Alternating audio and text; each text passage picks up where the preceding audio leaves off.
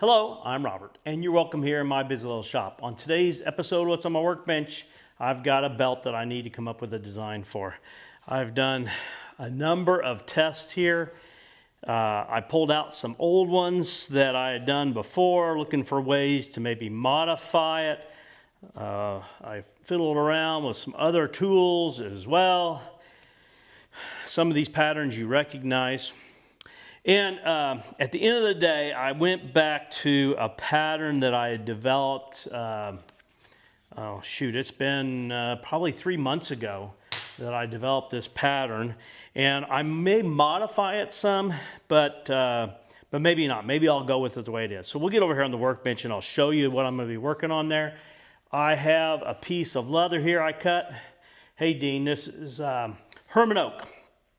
I cut this strap off of the hide that I received from Montana Leather. It's part of the test I'm doing with the journal cover and the tooling and all that. I had it out there and I thought, I'll cut a piece of this and give that a try. This is the, sorry, I had to grab my gauge.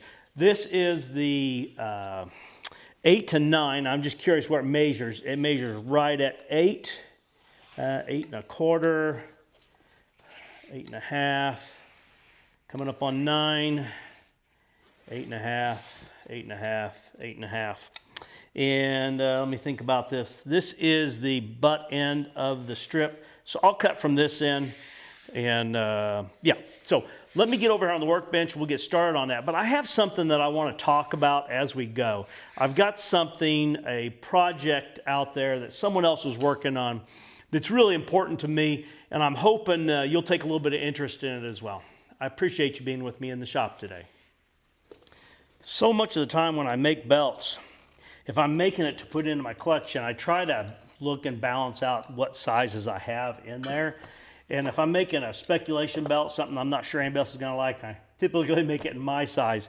And then I figure, well, if nobody likes it and I don't want to show it, then I can always use another work belt, except for I probably can't always use another work belt because my collection of work belts is getting pretty big.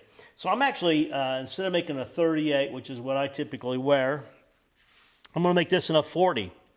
So I need 50 inches of belt strap here, but since I haven't trimmed the ends, I'll go to 51.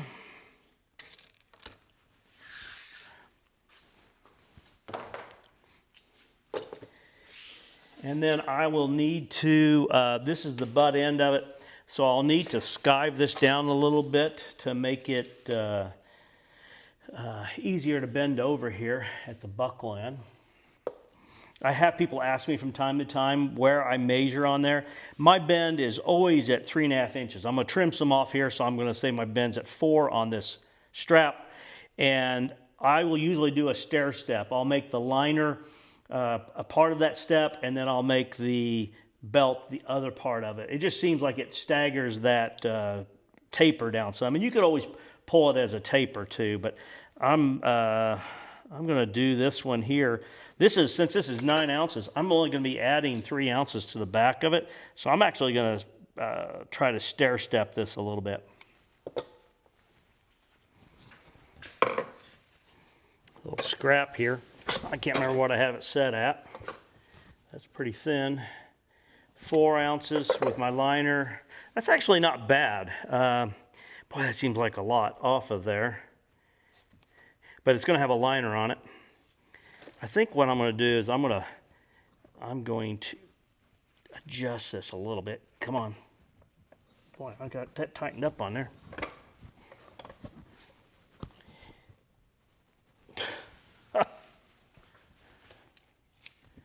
Superman must have been in here. So I'm going to start off a little bit thicker.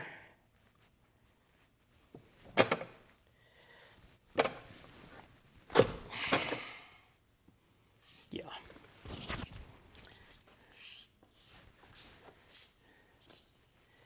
So I'll go to my second mark here. And that is 5 1/4. And I'll I'll just bring that down just a little bit more, move about a 1/2 inch in from there. Did I go the wrong way? Think about that. I did. All right. Probably didn't make much difference there.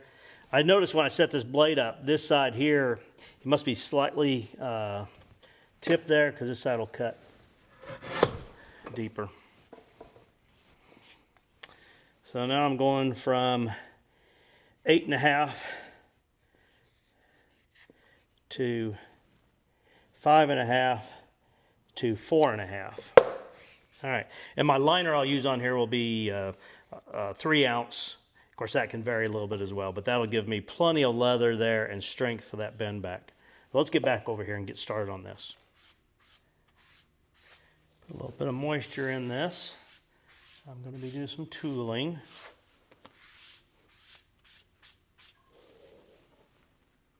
I know, usually it's Saturday's a project video, and I do have a project video coming out Saturday.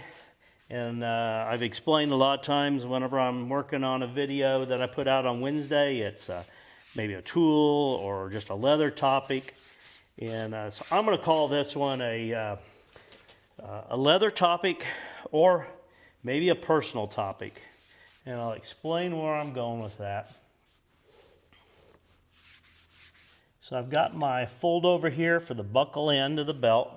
The pattern I'm putting in there doesn't have a top or bottom. You always want to make sure if it does that you keep attention to which way this is going to go around your body, because this would be the top here that's upside down because it goes around like that. At least for most people. I've got a friend, he puts his belt on the other way around. So this is a 40. Let me get this laid out here so I don't make a dreadful mistake and get this pattern in the wrong place. So it's a 40, so 20 inches from the bend back would be here. That's the center. And I'm going to come in here 5 inches there. Very light. I should have marked it before I got it wet because it marched pretty heavily there.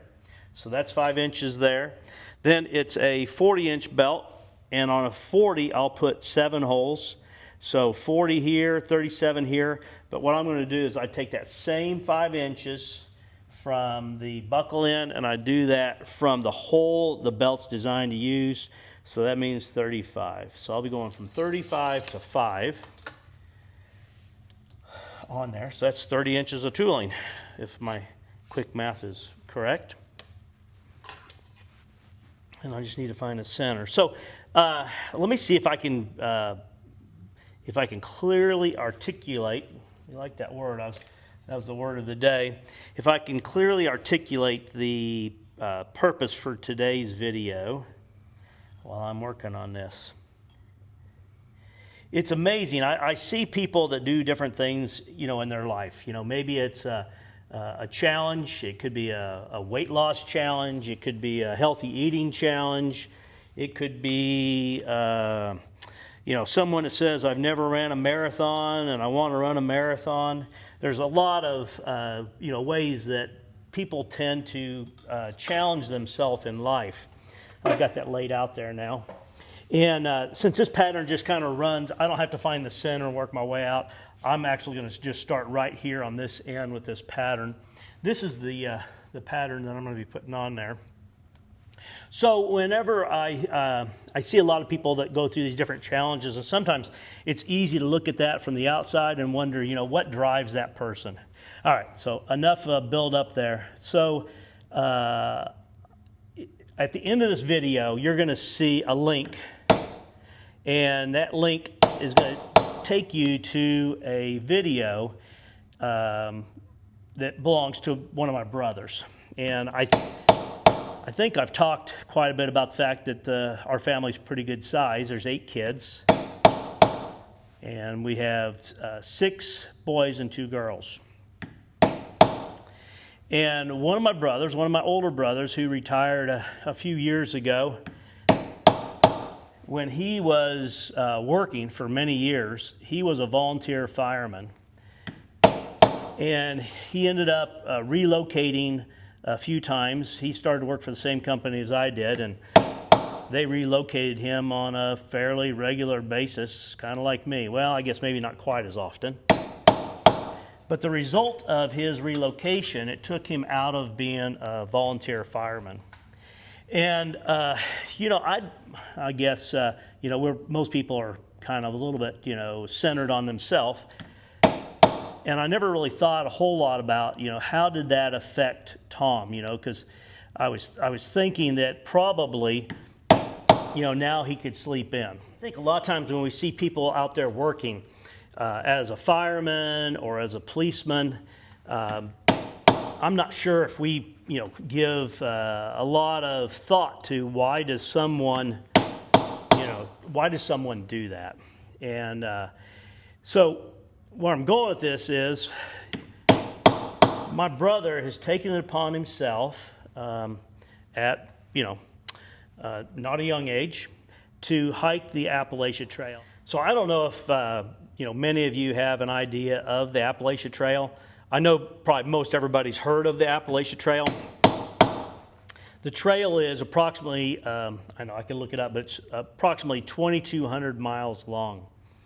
And I was talking to my daughter yesterday, and I was saying, can you imagine walking 2,200 miles? You know, most people can't imagine, you know, walking home from the mall if the car won't start. You know, it's 4 or 5 miles, you know, so they're going to call a friend or call Uber or, you know, somebody to help get them home. 2,200 miles. I mean, I've hiked and walked some distances before with Boy Scouts. The last troop that we were part of, we did a 50-mile weekend hike, and we hiked it in 2 stretches, 25 miles each, you know, to get to 50. And that's a whole bunch of walking. And yeah, so my brother Tom is walking the Appalachian Trail. And it's interesting. I'll let you think on that for just a second here. Let me get this down to this end here. So there's one side of this. We'll turn it around here. But I was talking with my daughter about, can you imagine hiking the Appalachian Trail? 2,200 miles. 2,200 miles. I'm going to guess here, but that's probably pretty close to hiking from Denver to Boston. Would be pretty close to 2,200 miles. It's like 1,100 miles from Denver to Indianapolis, 900 miles to Boston, somewhere there on the East Coast. So that alone, when you think about it, would be quite the undertaking to hike that distance. And then, if you think about it, if you've done any look at the Appalachian Trail or seen where it goes, it follows like mountain ridge in a big chunk of it's in the Smoky Mountains. It's all in the Appalachia Mountains. Well, it's called the Appalachian Trail, but you know it covers from Georgia to Maine, 2,200 miles, and it's mountain peak after mountain peak. So now I go back to, you know, thinking about that vacation, maybe when you were younger, that you know, went out with a group and hiked to the top of a mountain to look at that view. And I've been following along a little bit with him, and he's doing that peaks, or I think they call them, they don't call them a mountain there. What do they call it? I can't remember now. But one after the other, a lot of times, multiple times in a day, up and down. And the hike is, like I said, 2,200 miles. The average person takes 5 to 7 months to do that. So, you know, if you are in the Smoky Mountains, and I think one of them there is called Old Rocky Top, and if you hiked up to Old Rocky Top, put it in the comments if you've been up there. That's just one of the peaks that is in his way between Georgia and Maine, just one of them. And as I release this, he's He's nearing 500 miles, and he's been on the trail for more than a month. And when I sit and think, I think about him every single day at this point, because I'm thinking, you know, what's he doing? And it's like, well, he's either walking, stop to take a break and eat something, or he's sleeping. And when he's sleeping, as I roll into bed at night, he's sleeping on the ground out there somewhere. There are some shelters, but they're a hard floor shelter. It's not like they have bunk beds in them. So why is he doing this? He was a volunteer fireman, and when he moved, he had to give up that volunteer fireman position. And I suppose, you know, when he got to the Dallas area, he could have potentially, you know, found a volunteer fireman position, but most of those positions were, you know, they're a paid position. They're not volunteer firemen. You're probably really close to me here. I'll give you a little bit of breathing space. So I never even asked him. Not one time did I ask him, do you miss being a fireman? I guess it never occurred to me. You know, I figured that was a phase in his life and that he had moved on. But I don't think he ever really moved on. So instead of trying to explain the whole process of the Tunnels to Towers, what the foundation is there for, how it's used, and then further, how we can support Tom on his, I guess, adventure, quest, whatever it would be. But I've got a question for Tom, and then we're going to let him answer that question himself. So Tom, I'm curious, when it comes to the hike that you're in the middle of, or it's not even the middle, right? We're still in the front quarter of it. What can we do to support you, and what can you tell us about the foundation, the Tunnels to Towers Foundation? I'll let you answer that question here for us. Well, thank you very much for asking me that question, Robert. I appreciate it. The way that people can help support me during this Appalachian Trail journey that I'm on is to help me get that feeling back that I had when I was a volunteer firefighter. When people needed help and I responded and I showed up for help, it gave me a sense of satisfaction. Through relocation, I've been unable to continue to be a volunteer firefighter because my certifications have lapsed. But a way that I have found that I can get that feeling back again is supporting an organization called Tunnel2Towers Foundation. Tunnel2Towers Foundation was formed as a result of the time when the terrorists attacked the Twin Towers. During that time, a firefighter responded from the region like first responders did from all around the region. His name was Stephen Siller. Stephen got to one of the tunnels that goes under a river going into downtown New York City. Traffic was backed up. He was unable to proceed. He had his firefighting equipment, his bunker gear in his vehicle. So he stopped his vehicle. He got out. He put his bunker gear on, weighing 60 pounds. He ran from the opening of the tunnel to the Twin Towers. He went up in the Twin Towers, and like so many other first responders and innocent civilians, Stephen died in the towers. As a result of that, the Tunnels to Towers Foundation was formed. They raised money through 5Ks around the country, tower climbs where people will climb the towers like they did in the Twin Towers. Through those fundraising efforts, they raise that money, and 93% of the money that they raise goes to help the families of fallen first responders. Those first responders include firefighters, so the fire department, EMS, police, Coast Guard, as well as military. One of their goals is to end veteran homelessness. So if you would please go to my channel, Tom Space Treks. In the description of every one of my videos is a link where you can make a donation to Tunnel to Towers through my link, and then it's tracked on my team for the September Medina, Ohio 5K race. And if you could do that, if you have the ability to do that and you would do that for me, it really fires me up when I see those dollars growing, and I feel like somehow my hike is doing something good for others. So thank you very much for asking that question, and thank you to any of your viewers that can donate to the cause. I would appreciate it from the bottom of my heart. Thank you. Well, Tom, I really appreciate you taking time to connect and answer that question. Down the road, I've got another series of questions, but I'll save that for another day. I really wanted to get to the heart of your approach on here, and then I've got some ideas following this of ways that myself and maybe some of my viewers can help to support your effort on that. I appreciate it. I asked him, "Are you through hiking? Or are you segment hiking?" And if you've not done much study on Appalachian Trail, at one time I thought I would hike the Appalachian Trail, and I thought maybe I wouldn't now because I'm too old.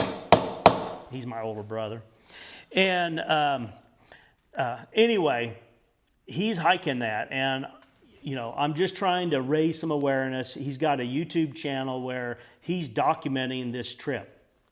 And he talks about what it takes to prepare, what it's like on the trail. And I told him the other day, you can be more real with that and really show them some of the struggles, because he talks a little bit about it, but Tom's kind of a private person. And for him to put out a YouTube channel and to try to raise money and to raise awareness is, to me, that's kind of a big step for him. Let me work for a minute here. I'll give you a different view here. You're probably tired of looking at the side of my face. This is the pattern that I'm working on. And I went through, I tried a bunch of different things, different patterns to try to come up with something in my mind that kind of honors the Appalachian Trail. And this is what I came up with as I'm going to call it the Appalachian Trail belt. So the tooling on it does go pretty fast. And when I get done, I'm not sure. I think I'm going to leave this one natural color, just oil it and let nature darken it up here. But anyway, I think I started to say it, but I think of Tom pretty often when he's out there on the trail. I think of him throughout the day, wondering where he's at. And when I get up from the sofa after watching my favorite YouTube channels in the evening and go back and lay down on my soft bed, I'm like, I wonder what Tom's doing. Of course, he's 3 hours off in time zone, so hopefully he's sleeping because it's bedtime. And hopefully he's not tossing and turning on that hard ground.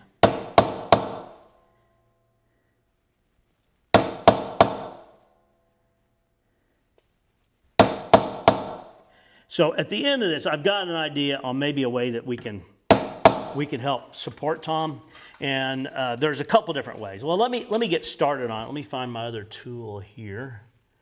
I'm going to be using this one, and it goes on like that, and then one off the other direction.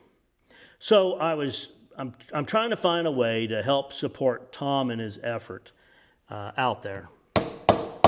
I mean, he's been on the trail for over a month, so several times a day I'm like, kind of what I was saying when I got started here. I can't imagine hiking, just Rocky Top, but he's hiking. I'm not going to say day in and day out, because I don't know, every 7 to 10 days he takes a 0 day to try to let his body recover from the effects of the trail, and recover a little bit, get some groceries, and maybe actually get a shower, feel a little bit more normal. All right, so I finished the tooling, and I went ahead and put the liner on the back, pretty straightforward. On this thinner leather, I had someone ask me about a lot of times when I'm putting 2 layers together to make the belt, they're the exact same size. And they're like, I can't see how you can do that and get those lined up. It's easier when it's 2 layers of, say, 6-ounce leather as opposed to a 9 with this liner actually turned out to be about 2.5 ounces. So I cut it wide and trimmed it down and did a little sanding on it, created the holes, and I'm stitching along here. So that brings you up to speed. So I want to talk a little bit about, go back on this hike that my brother's doing.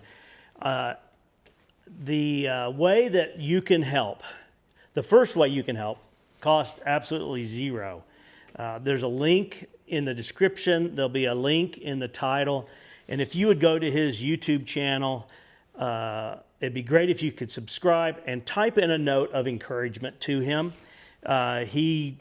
Don't expect a response right away because he goes days without cell phone coverage. He does have an emergency beacon that he can get text messages out if it's going to be your next concern.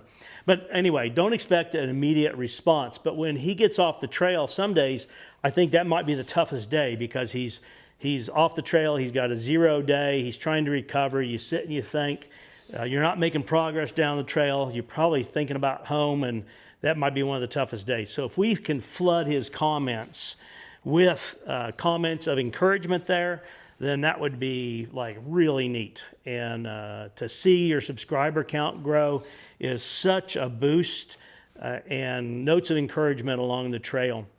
And then in my video and his as well, there's a link that will take you to the website for the run that he's a team in, and you can make a donation there. And look, I know finances are tight, but even if you just typed in there and you did a $5 donation, I'll make sure he knows when he sees $5 donations, those are just people saying, I'm here for you and support you.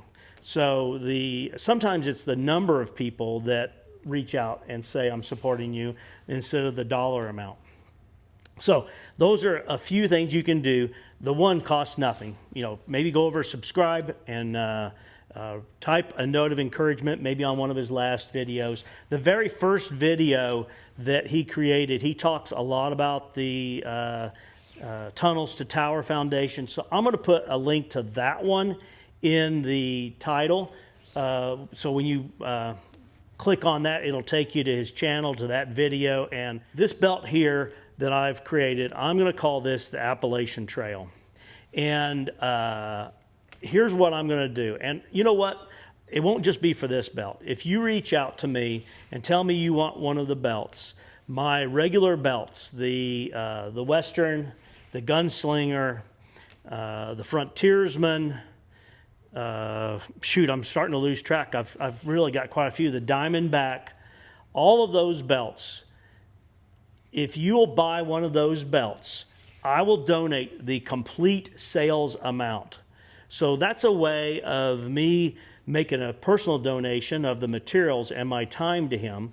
But if, so the Western or the Diamondback, those are $160, and I'll pay the shipping. And if you'll buy one of those belts, I will turn around and I will donate 100% of that. I'll donate the $160 to his walk, and I will do it in groups. And part of the reason why is the company that I retired for will match my donation dollar for dollar as well.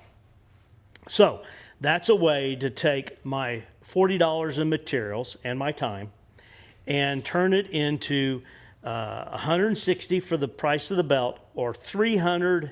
That's right, yeah, $320 would be donated to his effort. My goal is to have 10 belts. I'll do up to 20, but my goal would be to have 10 belts. If they were all the $160 belts, that's $1,600, and get that matched by, I'll say who it is, it's Sherwin-Williams. They'll match my charitable donations. So that turns that into $3,200 of financial support for him in his effort. And my goal is to at least get $1 a mile, $2,200. That's my first goal there. And if I don't quite make it, then I'll just have to come up with some of my own funds to get there to donate $1 per mile. Let me finish this stitching here. We'll come back and I'll show you mounting the hardware on here as well. So let me put these adjustment holes in here.